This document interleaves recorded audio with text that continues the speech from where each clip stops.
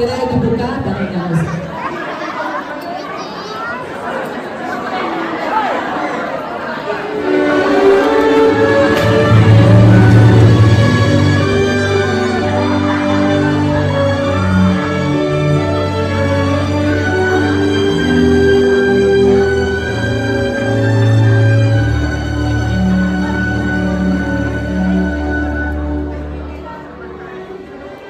Pada suatu negeri, di istana yang indah, ada sepasang raja dan ratu yang bahagia.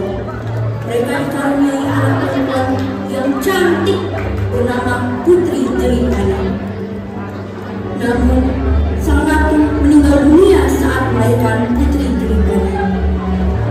Saat istrinya meninggal, raja merasakan kesedihan yang tak terakhir, dan masa depan bagi negerinya tidak dapat ditentukan lagi.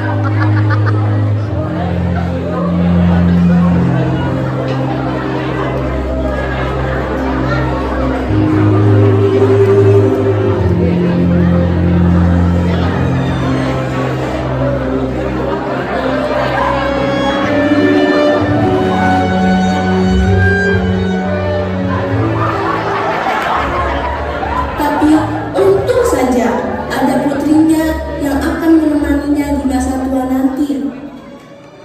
Tahun demi tahun berlalu, Putri Jelitani tumbuh menjadi perempuan yang cantik yang sangat disayangi oleh sang raja.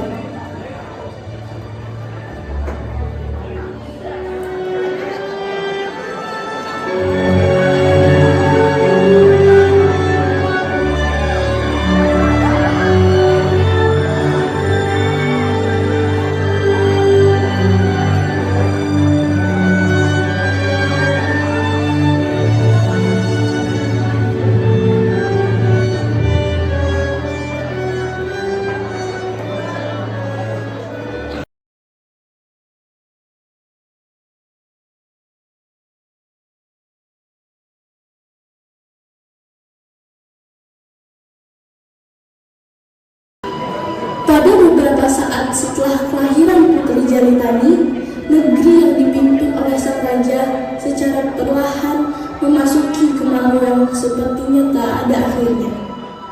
Selama kemarau panjang, ekonomi negara secara perlahan meruntuh dikarenakan produksi pangan yang menurun.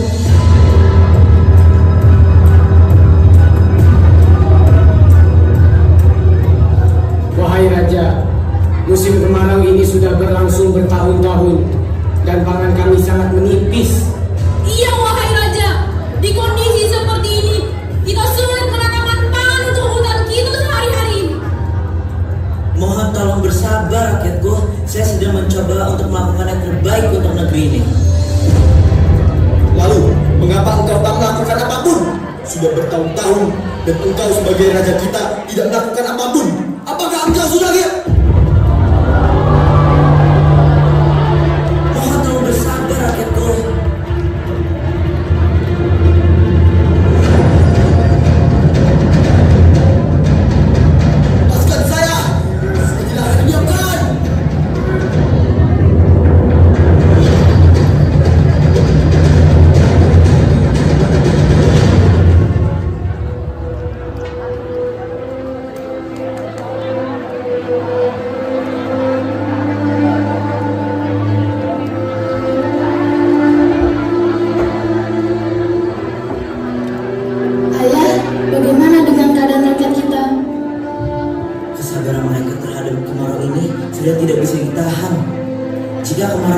berlanjut, kerajaan kita bisa runtuh. Apakah ayah punya rencana untuk menyelesaikan situasi ini? Ayah akan meminta tolong kepada para pramuka.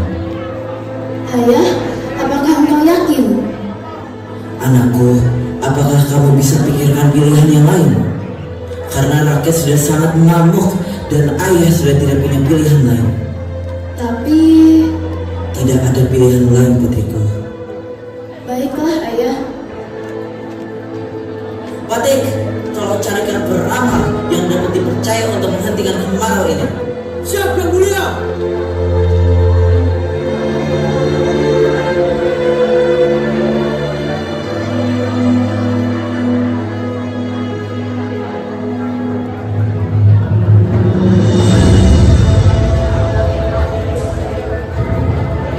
Setelah menerima perintah dari sang raja, Patik bersama para prajurit pun bergegas mencari peramal yang dapat dipercaya.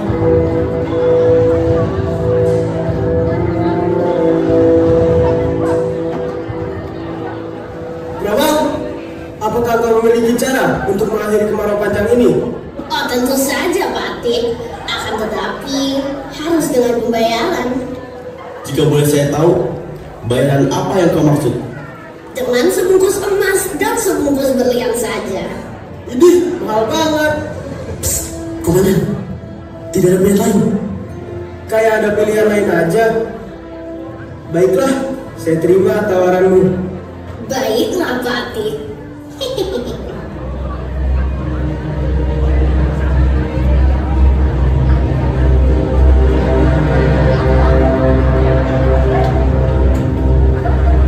Tanpa berpikir panjang, sang Patik langsung menerima tawaran dari sang peramal.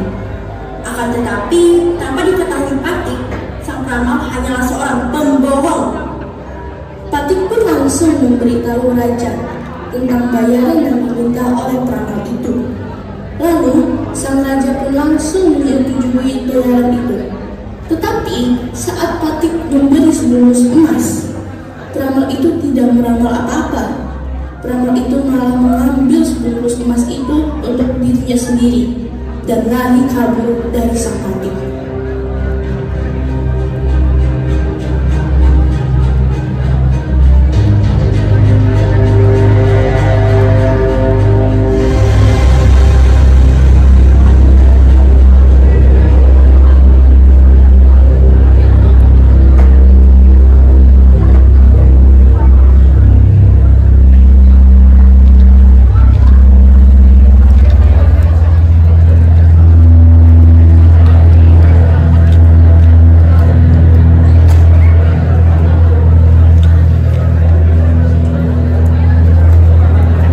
Patik, bagaimana ini? Sudah sebulan, tapi musim kemarau ini masih berlangsung.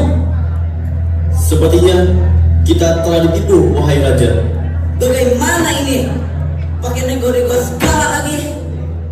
Ya lagian, saya cuma digaji setengah doang. Ayah, apakah kita telah ditipu? Iya, sepertinya begitu putriku.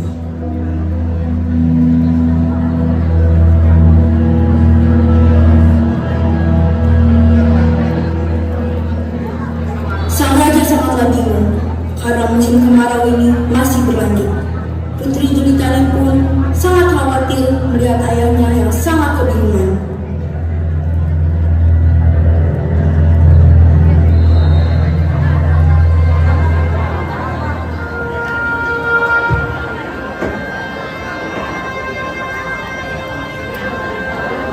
Keesokan hari, sang raja duduk di tahtanya, sedangkan para rakyat sudah mulai menunjuk rasa. Dikarenakan tersebarnya berita bahwa sang raja telah menghabiskan banyak sekali kekayaan kerajaan hanya untuk harapan palsu yang diberikan oleh sang peramal. Penjaga sudah berbondong-bondong menjaga gerbang istana.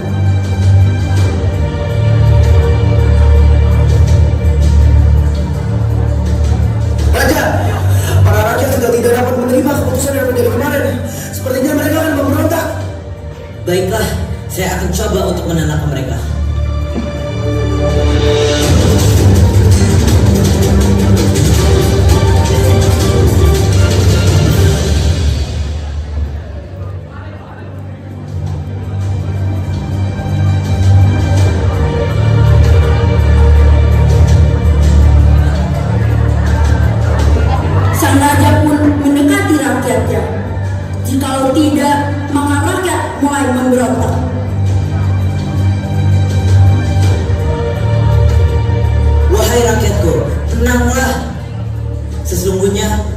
tidak tahu akan kebohongan sang dukun itu.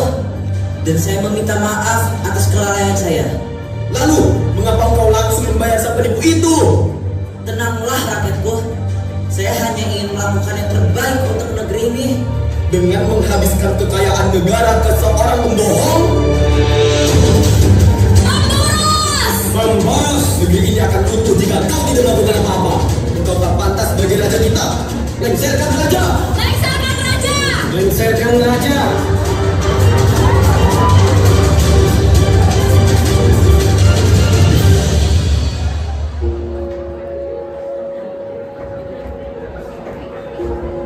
Sang raja pun malu di depan rakyatnya. Sepertinya ia tidak bisa memenangkan kembali kepercayaan rakyatnya. Dan kemungkinan jika tidak terjadi apapun dalam beberapa hari, kerajaannya bisa runtuh.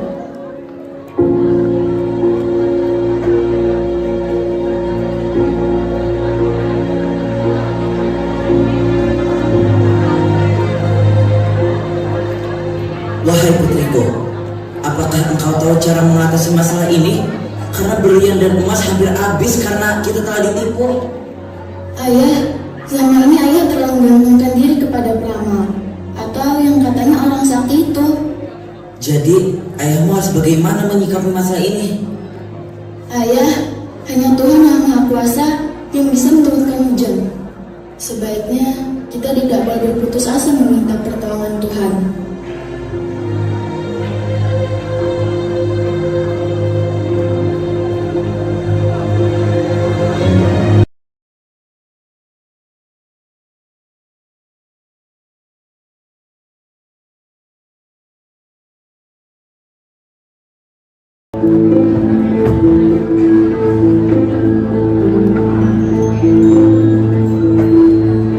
Setiap hari, baik siang maupun malam, Putri Jelitani tidak henti-hentinya berdoa kepada Tuhan agar segera menurunkan hujan. Sedangkan sang raja kini tidak lagi mendatangi para peramal atau orang-orang yang dianggap sakti. Hingga suatu malam dalam tidurnya, Putri Jelitani bermimpi didatangi ibunya.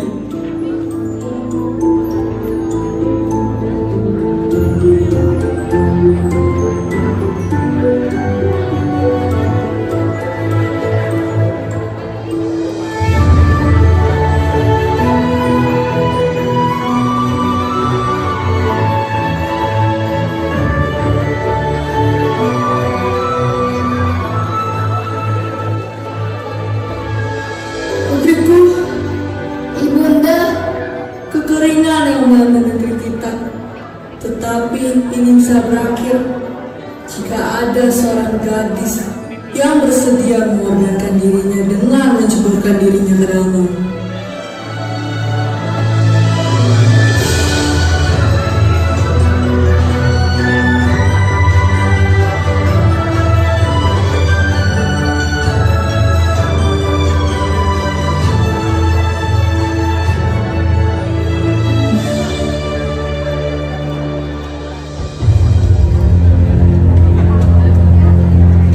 Keesokan paginya, dengan tergopong-gopong, Putri Jelitani menemui ayahnya. ayah, sepertinya sudah ada jalan keluar untuk masalah negeri kita. Dan aku mempunyai cara. Bagaimana jalan keluarnya, putriku? Semalam aku bermimpi bertemu dengan ibunda.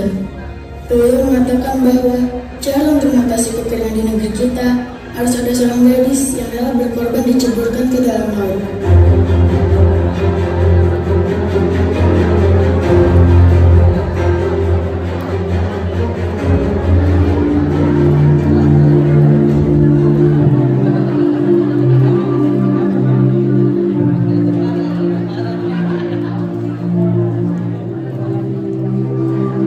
Raja langsung memerintahkan para prajuritnya untuk menyebarkan pengumuman agar rakyat berkumpul di alun-alun kerajaan. Setelah rakyat berkumpul, raja segera menyampaikan mimpi Putri Jelitani. Semua rakyat mendengar dengan seksama tanpa ada sedikit pun yang berani berbicara.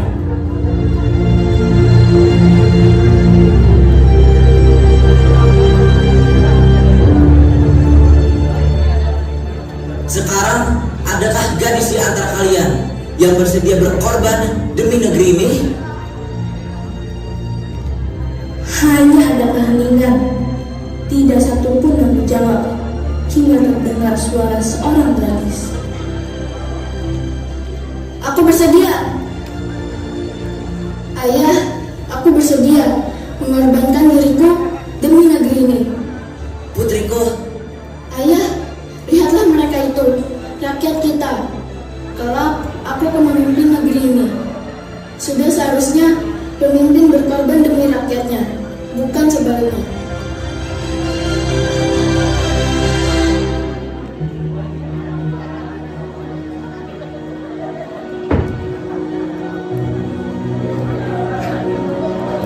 Raja pun tidak bisa menghalangi keinginan putri sematawayangnya. Keesokan harinya, sebuah kapal berlayar ke tengah laut.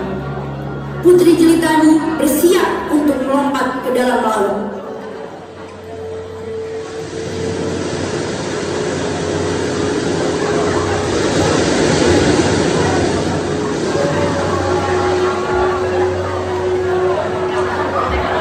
Ayah, ikhlaskan kepergianku. Semua ini demi rakyat dan negeri kita. Selamat tinggal, Ayah. Demi menyelamatkan negara dan rakyatku yang kucintai. Selamat tinggal, Ayah.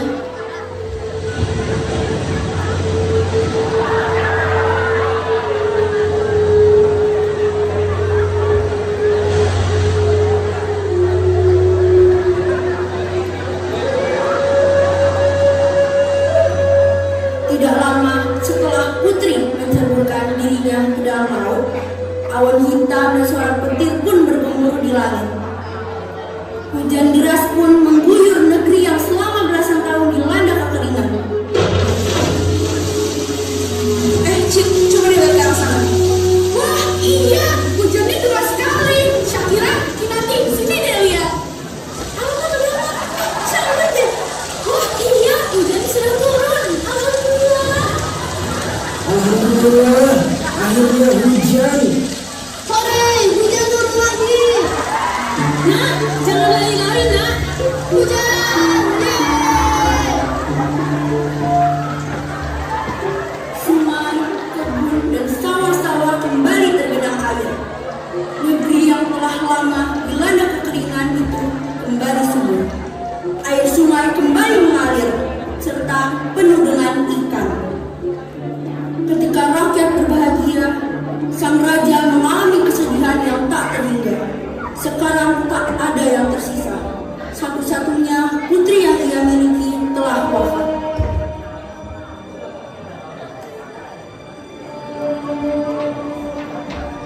Setiap hari, sang raja selalu datang ke pantai dan memandangi lautan tanpa pengawalan dan tanpa berbicara. Pada hari ketujuh, setelah Putri Jelitani menceburkan dirinya ke laut, sang raja yang sedang duduk di pantai terkejut melihat ombak besar mendatanginya. Ketika ombak tersebut habis di pantai,